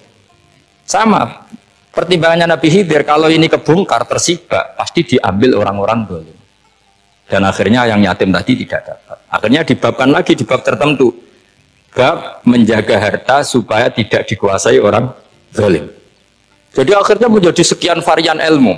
Pertama, varian ilmu bab menghormati anak orang soleh. Terus bab supaya harta ini tidak dikuasai orang zalim dan seterusnya dan seterusnya. Nah, saya harapkan nanti dengan ulumul Quran kitab Itqan itu nanti aturan-aturan seperti itu tertanam pada Anda. Sehingga sebetulnya ulama fikih yang ngarang kitab sampai satu boto-boto itu sebetulnya ya normal-normal saja. Kalau sampean sudah mengkaji ilmu yang kayak saya kaji itu normal-normal saja. Misalnya begini, saya beri contoh ya. Orang munafik itu disifati Allah gimana? Wa idza qamu ilas sholati qamu kusala. Orang-orang munafik adalah orang ketika mau sholat itu bermales-malesan. Terus kitab Fathul Mu'in atau Fathul Wahab atau kitab semua kitab fikih bikin judul gini. Saya masih ingat takbirnya. Wa yusannu nasyatun di sholatin. Disunatkan kalau sholat itu ketok gumrigah, ketok semangat. Fa inna Allaha ta'ala dzamma tarikihi, karena Allah mengkritik atau menyalahkan orang yang kalau sholat itu tidak nasyat, tidak gumrigah, tidak semangat. Mergo seperti itu adalah fi'lul munafikin, perilakunya orang munafik. Terus ditulis wa idza qamu ila sholati qamu kusala. Artinya di situ Allah mengkritik orang munafik. Kenapa? Karena kalau sholat males-malesan. Anda ingin bersifat kayak orang munafik apa bersifat kayak Rasulullah? Tentu ingin seperti Rasulullah. Kalau ingin seperti Rasulullah ya wasari'u ila maghfiratim mir rabbikum. Kalau ada kebaikan harus cepat-cepat, harus disegerakan. Nah, sehingga nanti babnya ya sudah tidak tentang orang munafik. Babnya begini, babul musara'ah ilal khairat wa tarkil kasli. Bab bergesa-gesa atau bergegas dalam kebaikan dan meninggalkan males. Jadi tidak lagi tentang sholat, tapi tentang kebaikan apa saja. Jadi kalau kamu punya hutang bisa nyaur jam 7, nyaur jam 9 pasti disalahkan Allah. Karena bisa saja dalam 2 jam ini kita mati. Paham ya? Begitu juga kalau kita sholat bisa awal waktu, kenapa tidak awal waktu? Meskipun akhir waktu ya dibolehkan. Itu ya tadi babnya ya tentang wa idza qamu, orang munafik itu ya seperti itu. Akhirnya apa? Ayat ini turun tentang orang munafik, tapi pemaknaannya Ini disaksikan apa? Orang-orang tua kita ini ada Pak Ersoya, ada Pak On. Pemahaman ini harus dikawal dan ini tradisi ulama. Saya pastikan di pondok-pondok atau di Al-Azhar di mana saja, Itqan itu dipakai disertasi doktor. Jadi kalau betul nanti kita mengkaji itu sudah doktor semua, doktor tafsir semua, dadaan maksudnya. Memang itu mau tidak mau dan itu mudah sekali. Saya ulang lagi itu mudah sekali. Kenapa kata Imam Syafi'i fa innal uqula muttaratun ila qabril haqqi, karena akal itu dipaksa untuk menerima kebenaran. Ciri utama kebenaran menerima itu pasti clear. Makanya disebut kebenaran itu ma'ruf, mudah dikenali. Sesuatu yang salah bahasa Arabnya itu mungkar, angkarohul aklu, akal itu tidak nyaman. Makanya disebut apa? Munkar, sesuatu yang diingkari. Akal itu asing. Ya asing tuh misalnya sepeda motor ini milik siapa? Milik Zaid. Terus udah usah pakai, udah usah pamit. Akal pasti ini kok aneh, kok nggak milik orang kok nggak pamit. Akal pasti nggak terima. Makanya agama itu hanya menerima al-ma'ruf yang mudah dikenali dan menolak al-mungkar, sesuatu yang akal itu nggak terima. Jadi Imam Bukhari ketika ditanya, kenapa kamu Salim itu bisa mensarai sanad-sanad Rasulullah? Kata beliau, kalau kamu akalnya normal itu ya gampang saja. Terus ditanya, contohkan. Beliau contohnya begini. Pernah syurrahul hadis, para pensarah hadis itu habis otaknya. Gara-gara Imam Bukhari bikin judul begini. Babu sihhati tolakil akhras. Ingat-ingat ya. Babu sihhati tolakil akhras. Bab sahnya tolaknya orang bisu. Orang bisu itu orang nggak bisa ngomong tuh kalau bahasa Jogja. Bisu ya? Bisu. Bisu itu cerita bab sah tolaknya orang akhros. Ternyata apa? Sekian riwayat yang dipakai itu begini. Ana wa kafilul yatim kahataini fil jannah. Nabi pernah ngintikan apa? Saya dan yang merawat anak yatim kahataini fil jannah. Wa asyara bi musabbihatihi wal wusta. Pokoknya Nabi ngintikan begini. Paham ya? Maksudnya apa? Betapa yang merawat anak yatim itu sangat dekat dengan apa? Dekat dengan Nabi di apa? Surga. Terus hadisnya berikutnya asyahru hakada pakai tangan 10, hakada wa hakada wa hakada berarti 30. Asyahru hakada wa hakada wa hakada berarti berapa? 29. Terus berikutnya hadis Aisyah sholat lama, terus ditanya orang di tengah-tengah sholat, Aisyah kenapa sholat lama? Fa'asyarat nahwas sama. Kemudian Aisyah memberi isyarah nahwas sama. Ternyata saat itu gerhana apa? Mata. Itu surahul hadis bingung semua. Ini cerita tolaknya orang bisusah kok ngelantur kemana-mana. Ternyata maksudnya Bukhari begini, maksudnya Imam Bukhari. Penjelasan yang namanya tolak itu kan sehat, ya sehat, tahu sehat akad lah kalau dalam bahasa Jogja mungkin.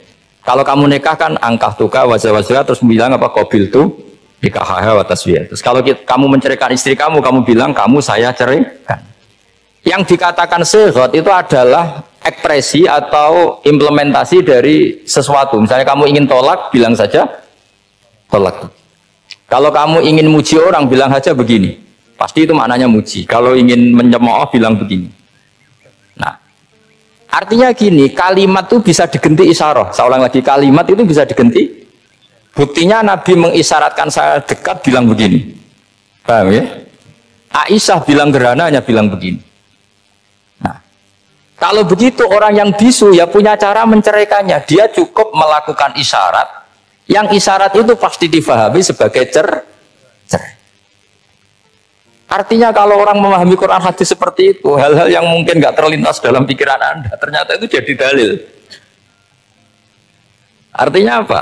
Rasulullah yang bisa ngendikan saja kadang menjelaskan sesuatu pakai isyarah. Nah, dengan demikian terus jadi rumus al-isyarah al-mufhimah bimanzilatin nutqi. Isyarah yang memahamkan sama dengan ucapan. Sehingga ini pengganti ijab qabul.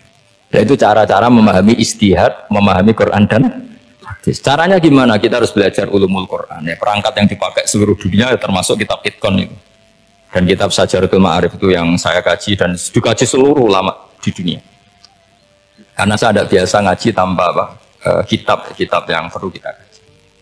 Saya sendiri itu bisa seperti ini ya barokahnya kitab-kitab itu. Jadi nggak terlintas tapi ya tadi. Rasulullah yang bisa ngendikan saja, sering iktifa, sering ngalap cukup dengan apa? Isyarah. Oh kalau gitu berarti al-isyarah bimanzilatin nutqi. Isyarah itu sama dengan ijab dan qabul. Apalagi ini orang akhros, orang bisu yang nggak bisa ngomong. Lalu kalau tolak kayak apa, kalau nikah kayak apa? Ya tapi Imam Bukhari itu uniknya tadi bikin judul babu sihati tolakil akhros, kemudian cerita ana wa kafirul yatim. Nah, itu kalau orang kan nggak sambung, ini sambungnya di mana? Kok malah cerita anak yatim? Ternyata kata kuncinya kahata ini seperti ini dan orang paham sangat sangat. Makanya hati-hati dengan isyarah karena kalau itu betul mengganti lafadz, berarti Anda kalau nyuwun sewu melafadzkan tolak terganti isyarah, ya agak masalah. Tapi semoga enggak lah. Istri satu dicerai nanti nggak punya istri, nanti malah repot. Tapi ini kan saya cerita ilmu saja. Ya saya cerita apa? Cerita ilmu. Jadi kalau ada orang bilang semua yang ada di dunia itu ada di Quran.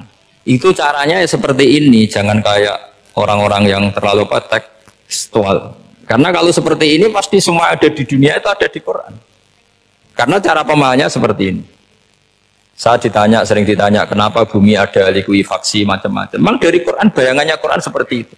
Amin tuman fis sama ayyaksifa bikumul ardo fa idahiyya tamur. Memang dari awal Allah bikin bumi ini potensinya malah likuifaksi. Potensinya itu melumer. Tamur itu memang maknanya melumer. Dan ketika Allah nyifati bumi wal ardi dzatis sod, sodun maknanya pecah. Dan Allah tidak sekedar mengatakan pecah, dzatis sod, sifat dasar bumi itu mudah pecah. Jadi kalau dzat itu sifat dasar. Jadi meskipun Quran tidak meneliti spesifik kayak para ahli gempa, tapi dari awal Allah ngendikan bumi itu dzatis satr wal ardi dzatis satr. Bumi adalah berkarakter pecah. Kenapa berkarakter pecah? Karena dari awal bumi ini lempengan-lempengan. Di Qurannya dijelaskan gitu. Wa fil ardi qita'um mutajawirat. Bumi yang kelihatannya banyak, kelihatan satu, sebetulnya dari kit'ah, dari potongan. Nah, kit'ah itu jamaknya qita'. Terus disebut mutajawirat, saling berdampingan. Kalau dalam bahasa Arab, berdampingan itu berarti sel-selnya beda. Kalau bahasa Arab bilang sesuatu yang bercampur namanya mukhalatoh, jadi satu. Kalau yang beda jenis namanya mujawarah. Nah, Al-Quran itu bilang wafil ardi qita'um mutajawirat. Bumi ini karakternya per potongan-potongannya karakternya beda. Sehingga memang potensinya bumi ini hancur. Apalagi dari awal memang dipersiapkan mau dihancurin. Makanya nggak usah takut kiamat. Memang rencana Tuhan mau dihancurin. Makanya sanggup takwa saja. Kalau ingin menghentikan penghancuran ini tidak bisa. Itu sudah dalam rencana Tuhan pasti dihancurin. Makanya kalau orang sufi ditanya, kenapa tidak bangun rumah? Gimana aja mau rencana nganjurin bumi, kok usah rumah tak tata, nanti juga hancur. Tapi kalau di Islam kota saya ngomong gitu kan, dia wah ini orang nggak jelas ini. Padahal yang kedonyan itu yang nggak jelas sebetulnya. Tapi ini saya cerita, jadi supaya UII ya, yang didirikan ulama-ulama. Saya masih ingat ketika Profesor Zaini cerita, Pak Zaini saya ini kan kiai, saya tidak punya gelar apa kok. Jangan minta bantuan ini. Katanya Pak Zaini dulu UI ya didirikan banyak kiai dan sebagian pendirinya juga nggak punya gelar katanya. Gitu. Tapi mendingan nggak punya gelar manfaat daripada punya gelar nggak manfaat. Malah problem. Tapi ya nggak masalah. Sudah ada manfaat, tidak punya gelar malah repot lagi. Sudah cara berpikir gitu saja. Sudah. Pokoknya sementing semuanya baik apa saja. Jadi nanti setelah sampean mengkaji ulumul Quran ya tadi seperti yang dikatakan Imam Syafi'i itu gampang sekali. Kenapa gampang? Karena fa'innal uqula mutarratun ila qabulil haq. Akal ini pasti dipaksa untuk menerima kebenaran. Kayak saya berkali-kali ditanya sama seorang kiai, kenapa sih Gus masalah la ilaha illallah kok sampai Nabi ngendikan wa in zana wa in saraka. Siapapun yang melafadzkan la ilaha illallah Muhammadur Rasulullah, itu suatu saat pasti masuk surga. Meskipun dia pernah zina, pernah maling. Itu jelas teks hadis di Bukhari, di Muslim, wa in zana meskipun zina. Dan ini bukan berarti Nabi melegalkan perzinahan, enggak, ma'adzallah, enggak akan terjadi Nabi melegalkan perzinahan. Tapi Nabi ingin ngendikan begini, absolutisme kebenaran itu tidak terganggu oleh kesolehan dan kefasikan, karena kebenaran absolut siapapun akan ngomong seperti itu. Saya berkali-kali nyontohkan, Rektor Al-Azhar akan bilang 1 tambah 1 2, Klonte ya bilang 2, koruptor ya bilang 2, KPK ya bilang 201 ya bilang 202 ya bilang 2. Karena absolutisme kebenaran. Dan Nabi itu ingin mengatakan bahwa Allah Tuhan ini kebenaran sejati, sehingga siapapun yang melafadzkan sah. Sehingga orang yang kafir 70 tahun sekali melafadzkan syahadat sah. Tidak usah begini, Pak kafir soleh dulu ya beberapa tahun gitu, baru Anda sah melafadzkan kalimat la ilaha. Tidak ada seperti itu. Semua ulama ijma, orang kafir 70 tahun melafadzkan la ilaha illallah sekali langsung menjadi muslim. Kenapa sah? Kebenaran absolut tidak bersyarat kesolehan maupun kefasikan. Ya kata di orang bilang 1 tambah 1 harus profesor apa anak TK boleh? Jangan mentang-mentang profesor, doktor, rektor, UGM atau UI. Tadi anak kecil bilang berapa 1 tambah 1 2. Sudah lah tak bilang 4. Tidak bisa. Kebenaran absolut itu orang akan sepak. Nah, Quran itu termasuk kebenarannya absolut. Maka harusnya siapapun bisa memahami Quran. Termasuk orang yang sebelum Islam. Sekarang saya tanya ke sampean, ketika Umar masuk Islam karena dengar Quran, itu dulu dengarnya apa dulu Islamnya? Dulu dengarnya, dan dia paham. Wa ma huwa min kalamil basar, ini tidak mungkin omongan manusia seindah ini. Karena mudah dipahami Quran. Nah sekarang enggak, karena ada sistem akademik. Itu terus orang macam-macam urutannya. Jadi repot kan. Kalau kata tafsir At-Tabari lebih ekstrim lagi. Itla yuqalu masalan ifham bima la aqlala. Jadi orang-orang kafir ini kan, orang-orang kafir Mekah ini kan, Rasulullah jadi nabi ini kan semua orang masih kafir. Enggak ada mahasiswa UI, enggak ada orang NU, enggak ada orang Muhammadiyah. Semuanya orang kafir, semuanya masih kafir. Terus Nabi membawa Quran, maka khitab pertama itu bukan ya ayyuhan nahdiyun, ya ayyuhal muhammadiyun. Khitab pertama qul ya ayyuhal kafirun, karena pendengarnya semuanya kafir. Dan itu mereka paham. Tapi nanti soal hidayat nomor 2, tapi mereka itu yang jelas paham. Sehingga banyak orang kafir yang menjadi muslim karena mendengar Al-Quran. Jadi ini penting diketahui karena kebenaran itu milik siapa saja dan akan mudah difahami. Kayak tadi, kalau 1 tambah 1 2 itu rektor ya bilang 2, anak TK ya bilang 2, musuh kamu ya bilang 2, kamu atas nama sentimen dengan musuh pun tetap bilang.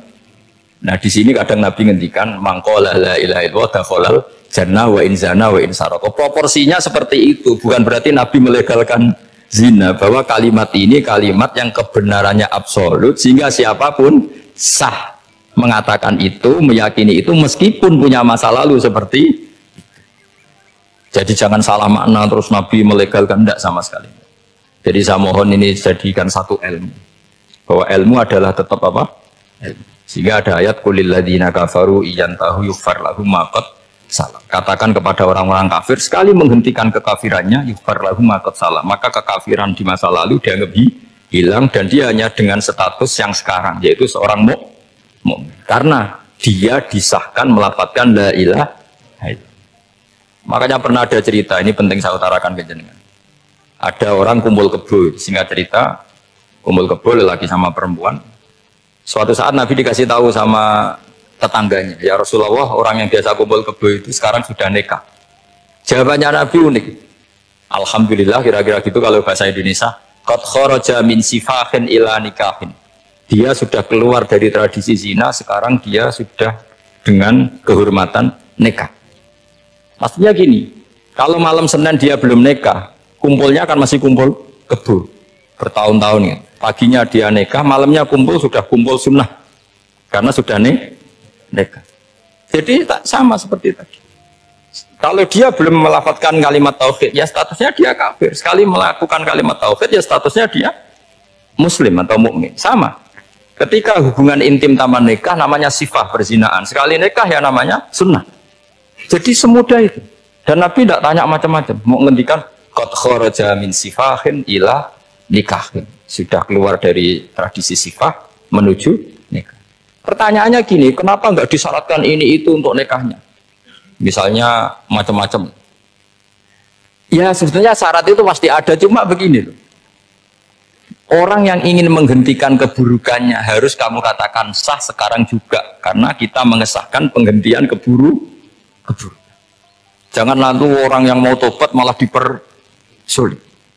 Jadi misalnya la ilaha illallah, kamu belajar makhraj dulu, bila-bilanya lah benar. Belajar bahasa Arab dulu. Ya kacau. Apalagi saya persiapkan seremonialnya dulu, nanti di masjid di syuting supaya satu Indonesia tahu yang Islamkan saya itu kayaknya yang engkek, malah repot lagi. Ini penting saya utarakan supaya clear. Jadi saya ulang lagi, al-ibratu bi umumil lafzi la bi khusus sabab. Allah ya enggak apa-apa cerita Nabi Musa, cerita Nabi Isa, cerita misalnya begini, bolehkah orang soleh itu jadi raja? Jawabannya harus bilang boleh. Karena Allah pernah menfigurkan tokoh soleh yang bernama Sulaiman dan Daud, dan beliau adalah raja. Ketika Imam Syafi'i ditanya, bolehkah orang Islam tidak kawin? Ya asal dia ada zina ya boleh, karena Allah menyebut hamba yang soleh dan sebagian mereka tidak nikah, yaitu Nabi Yahya dan Nabi Isa, yaitu wasayyida wa hasura wa nabiyya minas sholihin. Jadi cara berpikir Imam Syafi'i gampang, bagaimana hukumnya orang Islam yang nggak nikah padahal dia tapi asal nggak zina loh ya? Ya jawabannya ya boleh, karena Allah mensifati Nabi Yahya dan Isa dengan status hasur, tidak apa? Nikah. Bolehkah seorang soleh jadi raja? Ya boleh. Daud dan Sulaiman itu seorang soleh dan jadi raja. Bolehkah orang soleh itu fakir? Wah sudah banyak, nggak usah dibolehkan sudah banyak. Jadi gampang sekali Quran di depan ahlinya itu. Jadi kalau Imam Syafi'i ditanya, fa inna wa ta'ala dzakara abdan sholihan wa qala wa sayyida wa hasura wa nabiyyam minas sholihin. Ternyata ini orang dia ditanya, apakah boleh orang soleh itu jadi politikus, jadi pejabat? Ya boleh saja. Faqad atayna ala Ibrahim al-kitab wal hikmata wa atainahum mulkan azim. Jadi ini yang boleh bukan sekedar Ibrahim. Padahal di ayat itu tentang ala Ibrahim. Cara berpikir ya tadi, ternyata kesalehan tidak mengganggu jabatan. Ya tentu ya maksudnya untuk kesalehan juga. Jika agama ini gampang. Makanya kalau ada yang tanya bagaimana perempuan punya aktivitas, ya jawabannya asal kebenaran ya boleh. Allah cerita Bilqis dan itu raja perempuan. Di hadis banyak kecakapan Aisyah memimpin, macam-macam. Jadi gampang saja. Nah, kenapa sekarang banyak orang berdebat tentang Quran dan nyuwun sewu sampai pada level gontok-gontokan ekstrim? Karena mereka nggak mau belajar ulumul Quran. Kegiatannya debat, tukaran. Yang bingung kita, yang waras ngalah lah kira-kira gitu. Ini nggak pernah ngaji Quran, gegernya. Ya kacau. Ada ulumul Quran, jadi yang namanya kitab Al-Itqan, dan itu dibukukan oleh ulama dan gampang sekali.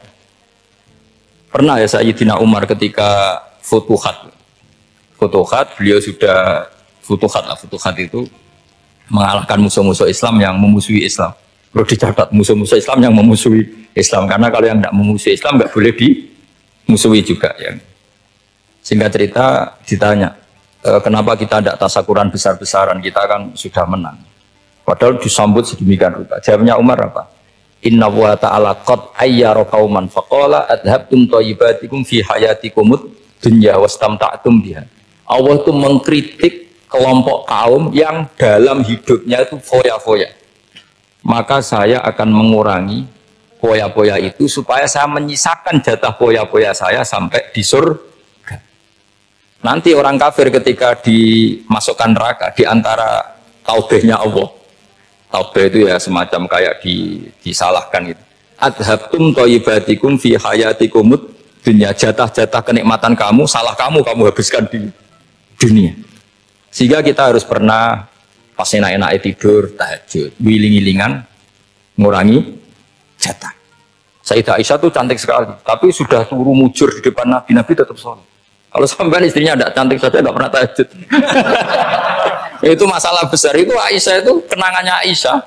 Saya ini kurang cantiknya. Sampai Nabi kalau sholat digoda tidur di depannya, masyhur. Wa ana muqtaridhatun. Saya tidur malang di depan Nabi. Nabi kalau berdiri sikilnya aku tak dojorno. Kalau Nabi mau sujud tak ingkretno. Nabi terus saja tahajud. Dan saya yakin itu sunnah, tidak ada yang niru itu. Aisyah loh, bukan yang Saudah, Aisyah. Di semua riwayat itu, kalau Saudah kan mungkin wah pantesan Saudah kan gitu. Ini Aisyah. Terus ada cerita lagi betapa Rasulullah memang Nabi betul. Aisyah itu istrinya paling cantik. Kan yang nyanyi cantik itu hanya Aisyah, Zainab sama Sofia. Kira-kira rivalnya itu. Ya rivalnya itu kira-kira. Ya sebagian ya cantik tapi enggak sekelas ini.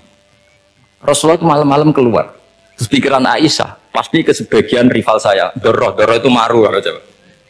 Dibuntuti sama Aisyah. Nabi nggak tahu kalau dibuntuti Aisyah. Ini hadis riwayat doa masuk kuburan. Maka, jadi hadis itu ya unik. Kalau nggak di tangan ulama itu jadi kacau. Bab doa li ahlil kubur. Bab mendoakan ahli kubur itu babnya itu tentang cemburu.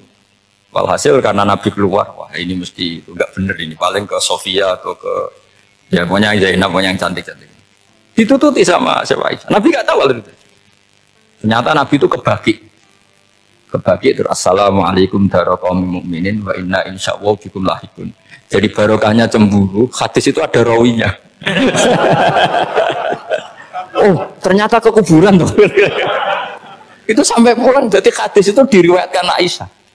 Ghirtu itu cemburu, saya ini cemburu sama Nabi, malam-malam keluar tak tututi juga mau kuburan. Lah sahabatnya tanya muridnya Aisyah, lalu baca apa? Assalamualaikum warahmatullahi mu'minin wa inna insyaallah bikum lahikun. Kalau sampean kan enggak dibuntuti tok bar tenan. Mesti barbaran. Jadi ini penting saya utarakan. Jadi cobalah ulumul Quran dikaji secara baik. Insya Allah nanti maknanya Quran itu mudah. Karena memang sesuatu itu harus ada ilmu. Ya sesuatu itu harus ada ilmu. Banyak ulama itu nangis karena mudah memahami rahmat Allah. Abu Yazid Al-Bustami itu jadi wali bukan karena banyak wiridannya, enggak. Dia setiap makan itu memuji begini, ya Allah, engkau itu tidak butuh saya, tapi kenapa ngasih makan saya? Kalau majikan ngasih makan karyawannya kan supaya mau kerja. Semua kebaikan manusia itu pasti ada imbalannya. Tapi engkau itu tidak butuh apa, kenapa ngasih nikmat kepada manusia padahal engkau tidak butuh? Itu kan aneh betul. Kalau apapun ikhlasnya orang, kalau ngasih itu kan ada maunya. Meskipun sudah bilang ikhlas. Oh sudah, tapi kalau Allah itu tidak butuh. Misalnya ada orang nyumbang masjid ikhlas, tetap di hatinya benak Jumatan Pak Quran yang dinti, tetap ada kepentingannya. Tapi kalau Allah enggak. Sehingga cara mensifati Allah itu luar biasa. Makanya orang jadi wali itu diantara kata Rasulullah, Inna woha la yardo anil abdi idha akalal aklah fayahmaduhu alaiha au yasyurba syarbah fayahmaduhu alaiha. Allah itu sangat ridho. Orang jadi wali itu kan diridani Allah. Allah itu sangat ridho kalau seseorang makan kemudian dia muji Allah. Coba apa hebatnya Donald Trump kalau nggak makan ya lemes mati. Apa hebatnya presiden seluruh dunia kalau nggak makan ya lemes mati. Orang yang katanya paling top di dunia, itu nak gak makan kangkung nyatanya ya lemes. Hebatnya di mana? Yang kita puji-puji hebat, ternyata kalau nggak makan itu lemes. Pak Rektor nggak makan lemes, apalagi Pak Onel nggak makan lemes. Hebatnya apa coba? Nah, terus kelihatan wa khuliqal insanu dhaifa. Makanya ketika Allah mengingatkan orang yang menyembah Isa, Allah hanya menghentikan gini, kana yakulani to'am. Isa dan ibunya itu makan. Maksudnya kalau nggak makan itu ya lemes. Kamu kebayang nggak punya Tuhan terus Pak Tuhan jangan lemes mau dariin kayak apa malunya kita punya Tuhan kalau nggak makan apa lemes. Terus nanti cerita alhamdulillah tadi Tuhan mampir sini tadi lemes lah tak kasih makan bergas lagi. Makanya Allah kritiknya sederhana karena ya kula nito kok kamu Tuhan kan gimana ini kalau nggak makan itu. Tapi kita sering keliru mengatakan Presiden Amerika itu super power hebat. Hebatnya di mana seorang manusia kalau nggak makan ya. Ini makanya Allah ngintikan wa khuliqal insanu dhaif. Sehingga banyak para wali itu dekat Allah ketika makan. Bukan apa karena tadi makannya itu enggak kayak sampai anak makan kayak lahap segala-galanya udah gitu. Itu enggak setiap makan ya Allah betapa lemahnya saya. Yang katanya rektor, yang katanya profesor, katanya orang alim kiai, katanya pengurus NU, pengurus Muhammadiyah ternyata kalau enggak makan lemes. Kerennya di mana lemes? Sehingga terus tawadu terus macam-macam. Jadi ini penting. Jadi Allah mengingatkan manusia itu dengan makan tadi. Makanya Nabi Rasulullah ngendikan Allah itu sangat ridho seseorang yang setiap makan muji Allah. Tapi sekarang orang makan itu banyak yang enggak menjiwai. Karena ada aturannya sebetulnya ngunyahnya sampai sekian kali. Ya, tapi sekarang kan sudah ada seperti itu. Makanya sekarang wali sudah enggak banyak. Pendaftarnya juga sudah ada banyak. Apalagi orang-orang intelek itu sudah agak tertarik daftar wali. Memangnya kalau sudah wali dapat uang malah repot lagi kalau itu. Tapi ini saya cerita orisinilnya ilmu Quran. Ketika Allah mengkritik Isa itu hanya ketika dituhankan maksudnya. Itu hanya dengan kalimat kana yakulan itu Isa dan ibunya sama-sama. Dan ketika Allah memuja Rasulullah SAW dan para nabi, itu pujaannya itu aneh. Wa ma arsalna qablaka minal mursalin illa innahum la yakuluna ta'ama wa yamshuna. Saya tidak pernah menugaskan para rasul kecuali mereka itu ya makan dan jalan-jalan di pasar. Saya sampai sekarang hampir tiap minggu itu jalan-jalan ke pasar sama anak. Meskipun saya di Rembang gitu gede itu, tapi biasa saya jalan-jalan ke pasar. Karena apa? Kata Rasulullah Muhammad, Isa itu sampai dituhankan itu gara-gara jarang makan. Terus orang memitoskan macam-macam. Rasulullah itu kalau makan itu di depan umum, sering di luar rumah, supaya kelihatan kalau beliau itu manusia. Jadi makanya Nabi adalah nafyun li uluhiyati. Perlu dicatat Nabi Muhammad jadi Nabi setelah dengan tanda kutip tragedi Isa dituhankan. Karena Rasulullah jadi Nabi setelah tragedi Isa dituhankan, maka sisi manusianya itu diperlihatkan. Sampai kalau makan tuh di depan umum. Tapi nggak marung di KFC, tidak ada dari wajahnya itu. Di depan umum. Nah, karena kepentingannya itu sehingga makanya Nabi ini ibadah yang luar biasa karena menunjukkan sisi kemanusiaan yang akan aman tidak akan dituhankan. Paham ya? Sama seperti kita misalnya kiai atau pejabat makan saja gak apa-apa. Tunjukkan kalau kita manusia, kalau nggak makan lemes. Dan kalau itu terus dalam hati kita, insya Allah kita orang yang mengimani wa khuliqal insanu dhaifa. Betapa manusia itu lemah. Nah, tapi kita sekarang enggak. Kalau kita jadi rektor enggak bisa mengendalikan satu kampus, jadi kiai bisa mengendalikan umat. Pikirannya itu kayak Fir'aun. Dan di antara kesalahan Fir'aun adalah faqala ana rabbukumul a'la, bahwa saya bisa mengendalikan kalian semua. Maka dalam ilmu tasawuf yang pertama harus dihilangkan adalah sifat anani, bahwa karena saya. Tapi kalau orang mau jadi wali atau orang dekat Allah, Kenapa saya sering menyebut kata wali? Sebenarnya khazanah wali itu ada di Quran. Ala inna awliya Allahi la khaufun alaihim wa lahum yahzanun. Cuma orang kota senang bakas intelektual. Wong desa senang bakas wali. Akhirnya banyak orang yang enggak wali modus pura-pura wali terus nipu orang. Jadi sama-sama ada korban. Yang intelektual juga sama. Seakan-akan lebih intelek dibanding wali ini. Makanya saya supaya bahasa intelektual ya ada di Quran, maksudnya terjemahannya ada, bahasa wali juga apa? Dan kadang orang jadi wali itu melakukan hal-hal yang kecil, yaitu merasa doif saat apa? Makan. Apa? Merasa doif saat. Karena tadi paling mudah menafikan ketuhanan seseorang adalah nyatanya kalau nggak makan lemes. Paling mudah mendoifkan manusia yang katanya presiden superpower pun kalau nggak makan lemes. Apa artinya kehebatan manusia yang sehatnya bergantung nasi satu mangkok? Kerennya di mana coba? Presiden kondang bisa pengaruh seluruh dunia, jajalnya gak mangan sedino, lemes. Berarti hadar rojul lelaki ini bergantung satu mangkok nasi. Hebatnya di mana coba? Makanya ada seorang raja angkuh datang ke seorang ulama. Saya raja bisa mengendalikan dunia. Kata ulama, tanya gini. Andaikan kamu tidak bisa minum, kemudian harus bisa minum kalau orang menukarkan kerajaan kamu boleh minum, asal kamu tidak jadi raja.